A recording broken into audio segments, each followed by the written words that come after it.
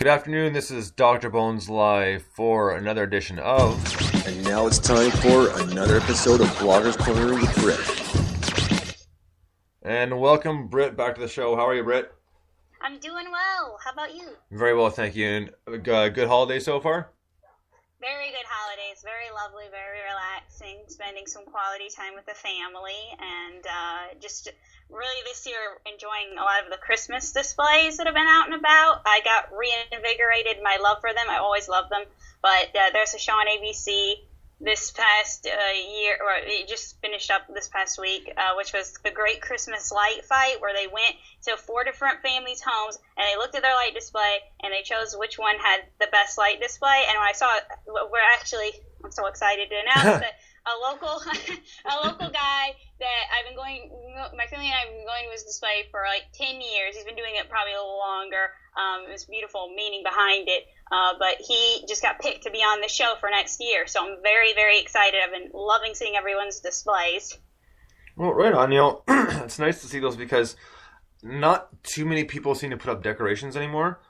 And there's one house that it's actually 2 brothers that live next to each other. And it's on a street here in London, Ontario, about 10 minutes away from us.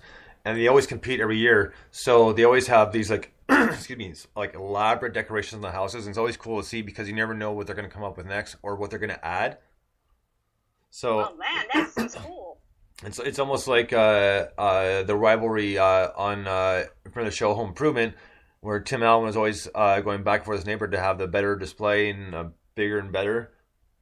Yes. Oh, that was a very good rivalry. It sounds like you need to talk to those guys and get them signed up for the show so the whole world can see it. Because I love the show. I thought it was so cool, and it's just a really great thing. Because you can't obviously, as much as I want to travel to all these different places to see the light displays, television bring us all together and being able to see these amazing displays. And I really appreciate just all the time and people. I mean, I know that me and my sister put up a display for our family, and it takes a lot of work to do it, so I just appreciate, and I'm not even on the level that these people are at, and so I just know how much work goes into it, and it's nice to see them get appreciated on this national level. Oh, no, absolutely right. And it's cool to see, and because, like I said, because not too many people do it, so when you see the really nice ones, it's something else to see because it's nice when you don't get it too often. It's like a nice surprise. Very true.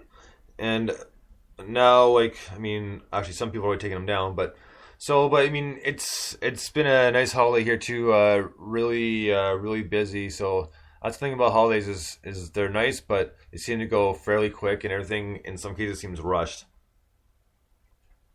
Very true. I like to keep the stuff up at least until the new year, obviously. but it's sad to kind of, because there's so much excitement and it only lasts for one day of the actual thing, and after that, I can't turn off my Christmas emotions that quickly, so I just need a little time to simmer down. See, for myself personally, I do like the holidays too, but I do just like a lot of people just get a wee bit irritated in some cases, just because it just seems like, and it's not because not because there's a lot of people and all. You expect the big crowds, and sometimes they get in the way, no big deal. But it's the ones that almost seem like they're intentionally trying to slow things down, and it's very, very frustrating. Yes. And for example, I'm not going to name the name of the store, but I was at a store the other day, and I was in line. It's 9:30 at night, and it's really not that packed. And this is, I think, on the 23rd. So you figure some people will still be doing some late night shopping. I was pretty dead. So there was 2 lines open, and there's about 5 people in each line. I'm one of the lines, and there's 2 women with their kids, and they're in line with their mother, and they all look like they're about the same age. So.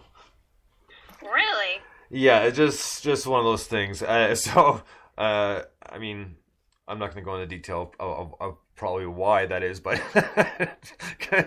But mainly because it just the pattern. It looks like the mother had them young and they had their kids young, so yes, that's why they look so close in age. I mean, but yeah, I've seen Go quite ahead. a few of those kind of people, and that's always. And sometimes I'll think that, and the mom's just really well preserved. Yes, in some cases it very well could be, but in this case it definitely wasn't. So they're in line, and the cashiers are bringing them in, and the mother takes off, and for a second, so it's just the $2 in line now, and everything's brought up. Cashier asks, "Do you want to use your blah blah blah credit card?" And they're like, "Well, my mom has one, so we'll probably use hers." So right from the line, doesn't even move a step. Mom, mom. Oh man, really? So this woman is screaming across Walmart. Oh crap. Didn't mean to say that. It's okay. Your secret's safe with me and all of our listeners. Yeah. So she's screaming across the store, and nothing happens. So she says to her boy, "Go find your nana. Go find your nana." It's almost like Honey Boo Boo. It's kind of pretty crazy. So the kid runs off to find the mother, and 5 minutes later comes back. "Can't find Nana. Where's Nana? Mom." It's like, oh man, this is going on for about 10 minutes now, and I'm starting to get really frustrated here. No, I'm not saying anything. I'm biting my tongue, but I'm getting very short fused here because this is taking forever. And finally, the mother comes over. So we're almost at 15 minutes now, and I should have gone the other line, but I was like, you know what? I'll stick it out. This probably won't be long. So the mother comes over and pays with the card, and just before what happens, "Oh, sorry, can I get a price match?" You have got to be kidding me. I was like, this is ridiculous. Why are we doing this at 9:30 at night? There's people behind you. So finally I get fed up, and I said, "Excuse me," the people. I said, "Listen, the cashier." I said, "Listen, I know these people are frustrating, blah, blah, but can I be run through, please? Because I'm about to lose it here." And she kind of like, yeah, she's like, "No problem." But you could see the look on her face that she was coming close to, and she was really, really biting her tongue. Yeah, well, you're very lucky that she was like feeling your pain, because sometimes I've had people like, "No, well, not gonna help you." So yeah, it's like I said, it just frustrating me. I understand. I mean, some of the stuff happens on a regular basis, but I just like this time of year is like I just got two things in my hand and I want to buy it and get out of here and go home. But nope, that took almost 25 minutes, and it should have taken probably about 10 or less. But, wow, that's. I mean. I try not to say the store name, but the store is not necessarily important to the story. It's forget it. I'm gonna dig myself a hole, so I'll be done with it right there. So the other thing I want to talk about briefly, and I know you're a little behind, but it's not a big deal, is Agents of S.H.I.E.L.D. So now the team's really coming together, and Melinda May, who is one of the main agents who's been there for a while, kind of lets loose a little bit, and she actually ends up sleeping with one of the other agents, which makes things interesting, because it seems like he has a thing for the quote-unquote rogue agent, and for some reason I'm blanking on her name, and I apologize for that, but she doesn't know what's up with it. She doesn't know that's happened either, so that could make things interesting. And one thing they finally came upon, pretty much the last few episodes, is when they had the centipede, the kind of superhuman, where they attach that thing to your arm and just like you get like superhuman powers. And they'd done that the first time about 3 or 4 episodes ago, and they're trying to find the formula, because after a while, you pretty much would what's called internally combust. Oh. And go up into flames. So they finally found the solution for it to make it work without that happening, which is obviously a bad thing, because it's pretty much creating a robotic super army, and these guys are pretty much invincible. So what they did is they got an agent who actually came to their side and has stayed as part of S.H.I.E.L.D. and is one of those centipedes. And they got him to help out to find what's going on and where the stuff's coming from, because there's a few of them on the loose. And what happens, of course, the bad guys kidnap his son. So they go to get the son. He's like, I'll if you let my son go, like, you can have me back. Like, I'll go back with you guys. Just, let my son go. And the deal was this time is he got the son back, but he had to give up Agent Coulson. So now they have Agent Coulson in their hands, and that was the very last episode. Oh no, what a cliffhanger. So they did that because they were looking for the third part of this potion, I guess, and Agent Coulson was it because they're like, well, he died for however long, and he's alive again, so he's got to have something to do with this to control it. Okay, so do you think that the potion was used on Agent Coulson to bring him back to life? That's what I think they're alluding to. So I'm gonna take a guess and say that's what they were thinking. Because obviously, but even though it seems kind of obvious, it may not be. They might go like a completely different direction with that. No, okay. Well, sounds very neat. Well, you think about it, right? Because a lot of TV shows, even though sometimes the answer may seem very obvious, they do change it up and go a different direction, kind of throw you through a loop. Exactly. I'm always very cautious that they're trying to lull me into a false sense. So there was that, and about 3 episodes ago, because I watched about 4 in a row, there was a woman who was accused of blowing up a plant, like a steelworking plant, something like that. And a couple of things happened to her, and they thought she was telekinetic. Oh. Because it seemed like everywhere she went, kind of bad things followed, and she killed a few people not on purpose, but and came close, and that's kind of the way things happened. And so they brought her on the plane and put her in captivity, so to speak. And things started happening, the plane started going down, and then they figured out it wasn't her. It was actually the rogue agent who figured out that it wasn't her. She wasn't telekinetic. What it was is one of the guys that died in the plant really loved her, and he died. And then pretty much what happened is he was kind of hanging between kind of we'll call it the ghost realm and real life. So what he was doing was he was just trying to protect her. That's why these people were getting hurt, not because she was doing it. Oh, all right. Well, that was a neat twist. And they figured out pretty much how to get rid of him and kind of, we'll call it, set him free. So it's very, very interesting 4 episodes, and a lot packed in, which is going to leave a lot to say about the new season, which hopefully should be fairly good. I'm hoping it will be. And also, this time of year, as you know, a lot of channels decide to do a lot of marathons. Yes. Of certain shows. Now, what marathons have you noticed that have been on where you're at? Well, let's see. Well, normally, I'm not really noticed a lot. I guess I've just noticed a lot of like movie marathons, or they'll play all the Pirates of the Caribbean and all the Fast and the Furious movies, or like a bunch of the franchise stuff. But and obviously A Christmas Story on TBS, which I love. Which watching that on Christmas is always a treat.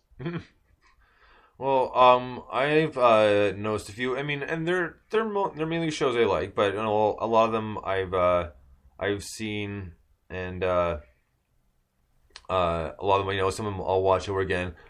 But I tell you, this show has been on tons, and it's pretty much almost saying this in my sleep. Benny.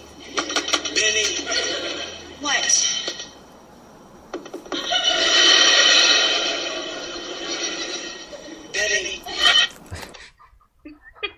So obviously, Big Bang Theory. So it's a great show, but it's been on. It seems like for like literally days. So they're doing that. Like I said, it's an enjoyable show, and I do like it. But wow, between the marathon and the commercials, I have to say that now that you mention it, I have noticed that has been on a lot. And unfortunately, and another show I'm not a big fan of, but I notice it seems like it's constantly on television, is Roseanne. It seems like you can throw, you just move one channel. It seems like there's a marathon of Roseanne going on. I don't know what's up with that, but yeah, I've noticed a lot of the Big Bang Theory, and I think History Channel did a marathon of a really good show that was out earlier this year, Vikings. That's been running that. I think the new season is going to be starting up in the new year. So that was cool that they had that up so people to catch up on stuff if they missed it. You know what? Vikings, I watched, I think, maybe half an episode. I don't know, I was kind of interested, but not too interested, and thinking, maybe I'll wait till the season's done and then come back to it. So I think in the next few days I might be starting to watch it among a bunch of other things I got to watch. So. Okay, well, it is one of those shows where I was a little at first, but it really got a good. I think they did 10 episodes, but it was around like the third episode something happens and it really jump starts the entire series. It's kind of has a little bit of a slow build, but you're definitely rewarded for sticking by it. Well, I'll definitely have to check that out. Like I said, among other things. Now, yes. There's another show I'm going to get to in just a minute. This is kind of we'll see a lead up to it. I saw this on the Rolling Stone app, and it says that Kanye West and Kim Kardashian are America's least desirable neighbors. And I started laughing right away. It's like, well, I'm not really very surprised with that one. And it says that quite a few people would not want to live next to them at all, just because of not the paparazzi and everything else, and just because obviously a lot of stuff they've done on TV. And this is done by a blog called Xylo, and they did a couple other things too. They pretty much said, well, here's some other undesirable people to live next to on the list. Very first one, Justin Bieber. Surprise, surprise. Miley Cyrus, Lady Gaga, Alex Rodriguez, and LeBron James. Whoa. But here's the thing, is it goes down further and says to the desirable celebrities, and for some reason, LeBron James is on that list too. I don't know how he can be in both, but apparently he is. I guess the good with the bad? Very possibly. I mean, and the other one, I guess the most desirable one of this year to live next to is Jimmy Fallon. And I've said it a few times before, Jimmy Fallon, it just irritates me, and the reason he does, and the reason I never really got into him, is because when he was on Saturday Night Live, almost every single skit he was laughing in, and that got really annoying really quick. Once in a while, yeah, it's funny because you can't control yourself, but almost every skit is like, okay, man, this is like... Well, I have to say that I can understand why that would be upsetting. I do really like Jimmy Fallon. Well, we're not going to agree on everything, so that's fine. I know. And just to say that his is the only late night show that I tape on a regular basis, but I do try to watch Chelsea lately. And he's always it seems like just such a sweet guy that you just, so many people like Kanye West and Kim Kardashian for me are negative people who kind of put out negativity. And so I see Jimmy Fallon as kind of this night, he makes you feel good, and he's always really does pretty good in his interviews and stuff. But I mean, I understand he's not for everybody. My personal neighbor would be Dr. Oz. No, fair enough. Yep. No. Hey, no, I'm not saying about that at all. I know. I'm just saying. Who would you want your celebrity neighbor to be? Oh, wow. I never really thought about it, to be honest. That's a really good question. Now you put me on the spot here. I know. I was just thinking because I was trying to keep in theme with the topic. I know it's fine. Man, you know what? I think I more preferably want to live next to a musician. Yeah. So, that being said, I think I actually wouldn't mind living next to Trent Reznor from Nine Inch Nails. I think it'd be fairly cool because he and his wife, his wife has got 2 CDs now. It's a project he did with her, and called "How to Destroy Angels." And obviously, Trent Reznor's been going for years. He's won an Oscar. The guy's done a lot of stuff. I think it'd be kind of cool just to kind of pick his brain a little bit. But that rarely happens in general, so I don't know how likely that would be. Well, I think that's a really cool pick. So that would definitely be my pick, because very eclectic. out of a lot of the bands out there, they're one of the bands I respect the most because it's mainly him, and he is just one of those people that he's very obsessive compulsive when it comes to music. So it's always gonna be good because like he just kind of done it over and over again until he's just like, all right, now this is what I want. Yes, so. I know a little bit about that. My grandfather was a musician, and he spent most of his time trying to perfect songs. Well, that's right. And like I'll talk with some bands in the interviews, a lot of times they'll say, the song is never really finished. And in some cases, they're right. Very true. So it's because it's always going to be a work in progress. So on the topic of Kanye West, we talked about this before we got on the air. Now, this is a clip from South Park, and the language, it's not really that vulgar. I mean, just really one word, and it's not really that bad a word, I don't think, personally. But anyways, point being is he is a guest speaker because he's talking to the kids about why Kim Kardashian is not the Hobbit. So let's take a quick listen and hear what Kanye has to say. Here to explain why Kim Kardashian is not a Hobbit, please welcome Aquaman. That's right. Uh-oh. Okay, first of all, I am not Aquaman. I am a recovering gay fish. Yes, I have met Aquaman. I have hung out with Aquaman. But the only thing I have in common with Aquaman anymore is my love for the sea. Now, there have been malicious rumors started at this elementary school that my beautiful fiancé is a hobbit. That is not funny, and it is not true. Alright? Yes, Kim is heavier than most of her pictures show her to be. Yes, she gets her hair lasered off her body. Yes, she has a friend named Gandalf who happens to be a wizard. I'm sorry, excuse me a minute. Bitch, how you not the Hobbit again? Yeah, right. Yeah, okay, yep, let me, okay, yep, I got it. Okay, love you too. Okay, if my fiancée Kim is a Hobbit, then how come, if she is a Hobbit, then how come she don't live in a hole in the ground? Boom! Oh, y'all just got lit up, cup. She don't live in no hole in the ground. She lives in a big-ass mansion with me in her room that is slightly below ground. So you can... She is sexy and womanly, and she smokes a pipe. She can blow them rings that go up over her head. And... Hold up.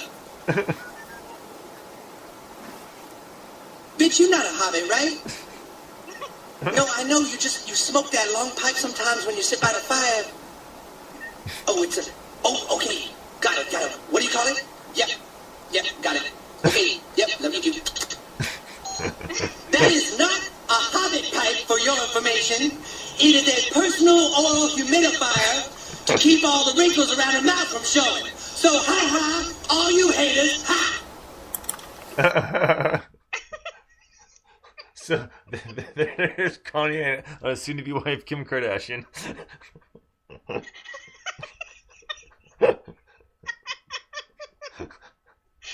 sorry.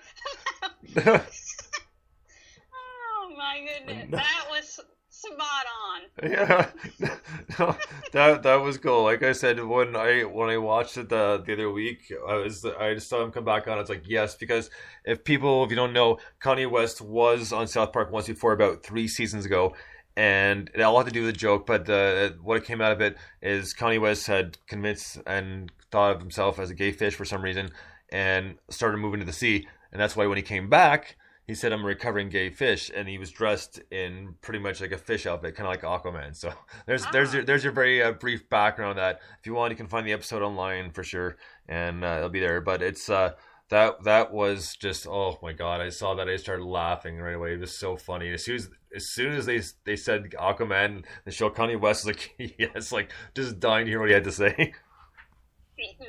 Wow, I love. That was so funny. Yeah. So yeah, I was thinking about that. I was like, you know what, I gotta bring that up just because Kanye's been in the music news so much lately. And the other few things I have, and I'm hoping it's true. It almost seems confirmed now that Justin Bieber will be retiring. Thank the Lord. And no more embarrassing Canada, hopefully. But he'd said it. Apparently, just there was a brief article in the Rolling Stone, and pretty much what it said was he had made an announcement like that on a radio station about a month ago, and then now his camp's pretty much confirming that he is retiring. It's like that's effing great, you know. Like I don't want to hear or see that ungrateful little puke for a while. So I hope that it is true. Please, Lord. yeah. I'm so sick of that brat. Oh my gosh, I really and truly hope it is true. In fact, my sister said that she overheard people hating on Bieber. His wrapping paper with his illustrious face was in the chuck it bin at the rhymes with Target, and that he people were like, no, I don't want it, and they were all talking about how happy they were that he's hopefully retiring. So I mean, I think a lot of people share our joy. Oh yeah, I mean, like it just like we said, no, it's just one thing that it's just one of those people that you'd wish would go away, and you know, just the less you hear about them, the better. Because I mean, there's a couple celebrity and musician celebrities that are like that. Some that I would pretty much wish would just go away, and some of them pretty much have kind of disappeared, which is good. And one of the guys that was in the news a lot for that was Axl Rose from Guns N' Roses. There's just a laundry list of things. I mean, it's unreal. You know, from fighting with a band for the name rights and not wanting to getting back together because there's bad blood between him and Slash, and you know, years ago problems with I think he got charged for assault and bunch of different stuff. I mean, he got charged for assault once because he jumped into a crowd and jumped at a photographer taking a picture, which was so. That has actually been on VH1's I think it was top 50 rock and roll moments, stuff like that. So that was on there. And the other one was that was actually, you never saw it, but it was talked about and what happened. And there was the MTV Music Awards in '92. Believe I don't think Guns N' Roses played. I think they were up for an award, and they ran into Kurt Cobain, Courtney Love, and Dave Grohl. Dave Grohl and Kurt Cobain from Nirvana. Obviously, Courtney Love, Kurt Cobain's wife, and ran into Axl, and they kind of saw he was in a mood, so they decided to bug him a little bit. And then Kurt Cobain asked him to be the godfather of his daughter, and just got the whole sneer, and he kind of started swearing at them. So they're joking about that.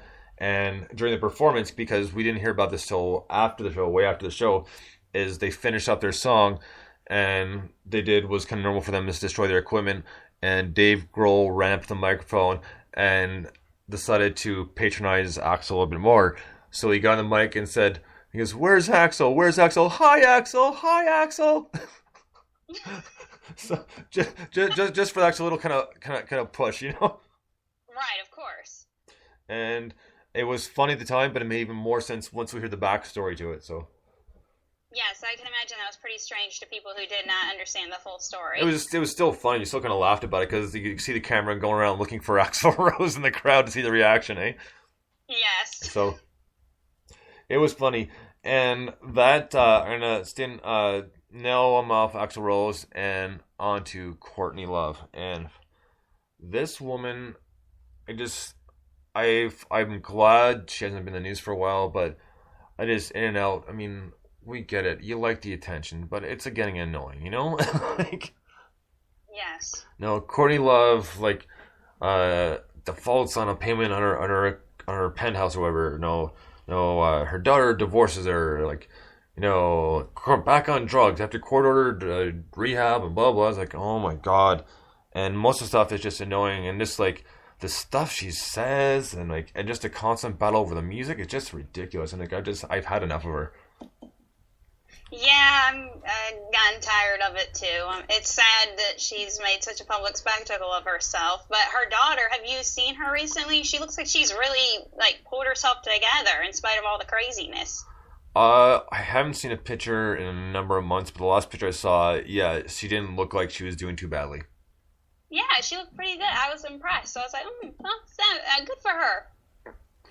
Well, it's one of those things too that, I mean, obviously, the limelight, the whole thing can be very hard on everyone, even though like they may claim to love it, that sort of thing.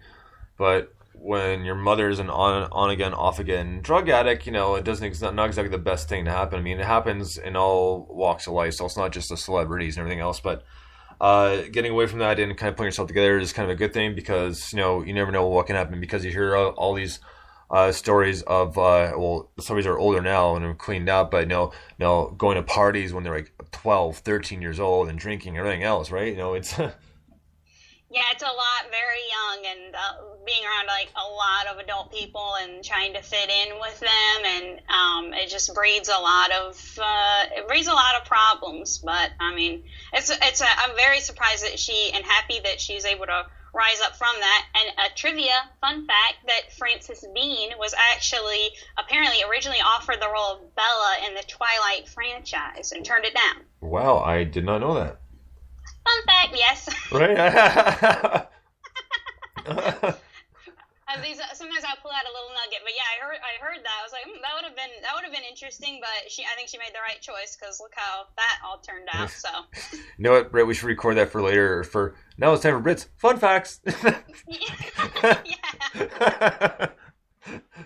So maybe we'll think about doing that a little bit later. But yeah, I mean, it's like I said, it's just one of those things. I mean, and there's like obviously been so many celebrities in rehab, but this one in particular, Courtney Love, it's just like, when you're quarter rehab and you're doing this roast and you looked like beyond messed up, it's not exactly a good thing. No, it is not. It seems like art is imitating life. She was in that movie, The People versus Larry Flint. Yep. And she was playing a drug addict who unfortunately passed away. So I hope that I would have hoped that playing someone like that would have been a wake-up call to her behavior. Well, you know what she also did years ago, before she met Kurt Cobain, before her band, the whole thing, is she actually was in one of the original Sid and Nancy movies.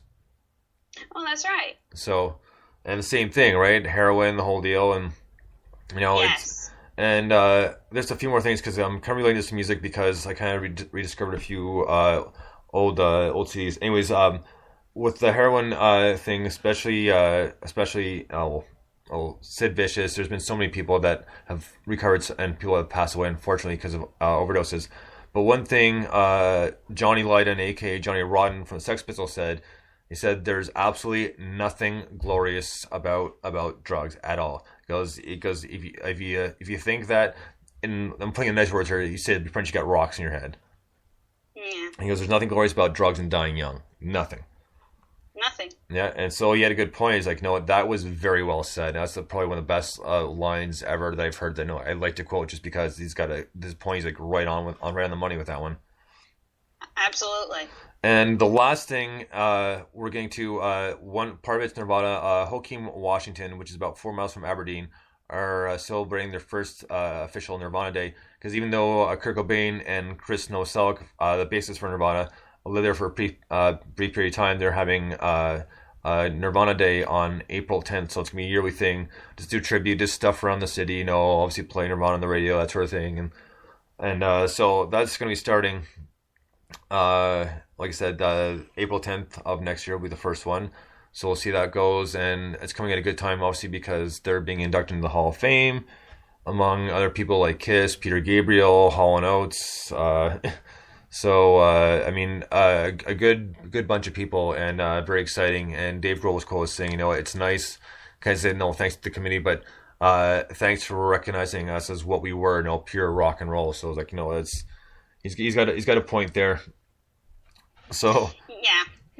Sorry, one last thing before I forget, and just because I pulled the CD the other day, I was listening to a band that was in the grunge era that same time Nirvana, Pearl Jam, the whole deal, was Alice in Chains. Now their singer died.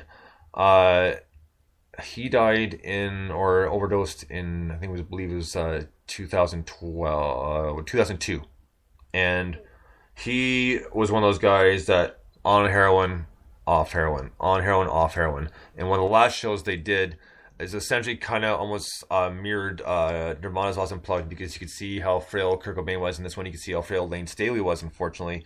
I mean, it's super thin and just looked really bad. It's like, man, it's just such a sad sight to see. And he died, I guess, I'm not sure if it's, you want to call it ironic, what have you, but he died 8 years to the day after Kurt Cobain had committed suicide. And it was of a heroin overdose. And when they found him, it wasn't exactly a nice sight. It was pretty grim. And the only reason why they knew something was up is because his parents monitored his bank account, because he pretty much, in a sense, like transferred money to his dealer, and his dealer would come to his house and drop off the heroin. And his parents noticed there hadn't been any activity for about 2 or 3 days, thought something was up, and sure enough, and it was just unfortunately way too late. So, yeah, but no, that stuff happened. So I'm done with that. That concludes my rock notes here. So. Yeah, well, I mean, it's important to remember, those people, and it's sad that they lost their struggle with a really horrible disease. And I think it's been a year where it's been an important lesson for people to know that it can kill you. I think we see there's so much emphasis on people surviving it, and that it does happen, but there's some people who lose their battle. And sadly, that really does happen. Just this year with Corey Monteith, he died from a heroin overdose. Yep. And you never think that you're like, oh man, they're invincible, it's never going to happen, but sometimes these things catch up with you. Well, that's right. I mean, there's a few people that got very, very lucky, and it's nothing next to a miracle that they're still alive, but that's another story. I mean, each person is different on how, how their body reacts, but yeah, the end result's not always a good one. So let's jump off that, and let's get something a bit more exciting, a bit more upper instead of kind of a downer there for a little bit. So sorry about that. Let's get into your blogs that you've done this week, Britt. Okay, well, I got on Christmas Eve, I was able to post all of the top 12, because 12 days of Christmas. I got the 12 Christmas movies and everything, and posted two reviews of 2 Christmas movies. I know people probably Christmas out, but one of those movies was Noel, which I saw this year recently for the first time. I was really impressed with that. It's kind of an ensemble cast: Susan Sarandon, Alan Arkin, Penelope Cruz, Blake Paul Walker, and Chaz Palminteri, who directed A Bronx Tale, directed this movie. It was really good. It basically 5 strangers meeting together on Christmas Eve, and they have an effect on each other's life. And it's not one of those movies where, like, I cannot stand the movie Valentine's Day, and they made a movie New Year's Eve. I still love Gary Marshall, but those 2 movies are absolutely horrific.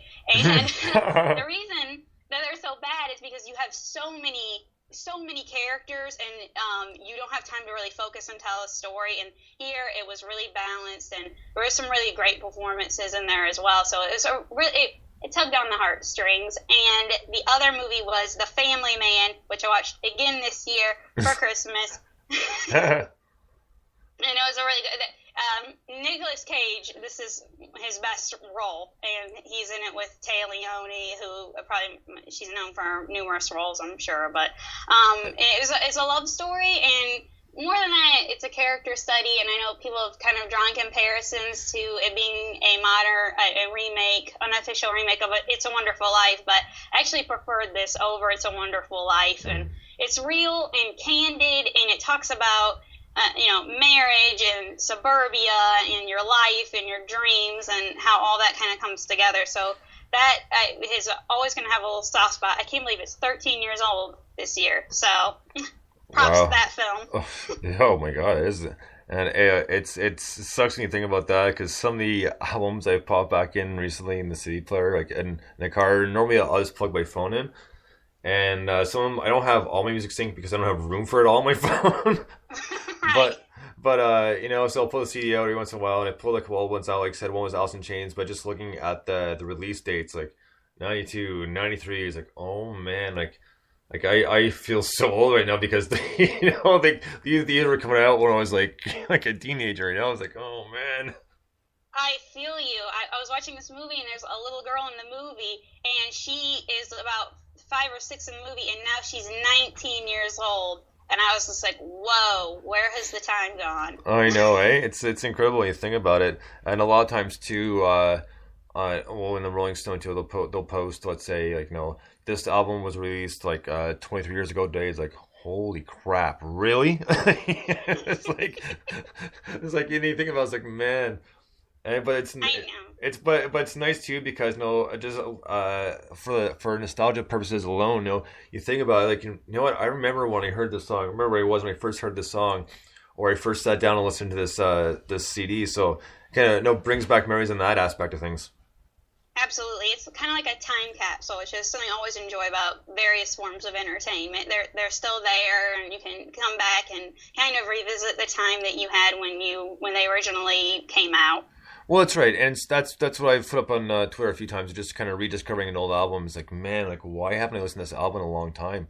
Because like it's like I have so much music though, so there's a lot to go through between all the indie stuff I have and all the other stuff I have. It's like I've quite a lot of music. So yeah, like I said, they don't give the iPhones enough gig memory to put all that stuff on there. I totally feel you on that. But actually, speaking of phones, like just a quick little thing here too. I got probably the coolest gift for Christmas, and I got a smartwatch, which means I can read my messages, like text obviously is what I meant, messages. So that and Twitter and like Facebook emails, and it's really cool. I can't reply to it. I can reply to my phone, but it's cool because it's one of those things you even see the call coming in, so you can choose whether it's actually important enough to answer at the time. And I mean, you can do the same thing by looking at your phone, but so much easier just kind of glance at your wrist going, I'll talk to him later. Exactly. It's much more camouflaged. Right. It's connected via Bluetooth. So, I mean, there's a good range, but obviously to a certain point. But no, it's cool because almost kind of like a Bond sort of toy, Can't do as many cool things as his could, but, we're getting there. Hey, it's still a gadget. Oh, man, I love it. Like, it's like I'm loving this thing. It makes things so much easier, and that way I can keep my phone off my desk here, because a lot of times, even though I probably think don't hurt, a lot of times you can hear them vibrate a little bit. So this way I can just glance at my watch and post on Twitter and do whatever without making really a sound. But the first few times, let me tell you, it's kind of weird feeling your wrist vibrate because there's no external speaker, so it just vibrates. So it's kind of like, oh yeah. So it's not like because it almost kind of feels like if you get like a small like an electric surge through your arm. Oh. So and it's not horrible. It's not that bad, but if you get like just like a little shock and it kind of surges through your arm a little bit. First time feels like that, then you get used to it. But it's not that strong. It's not sending a charge into your arm. So. Oh, that's good. Well, I mean, come on. wouldn't necessarily be on the market if it was doing that, right?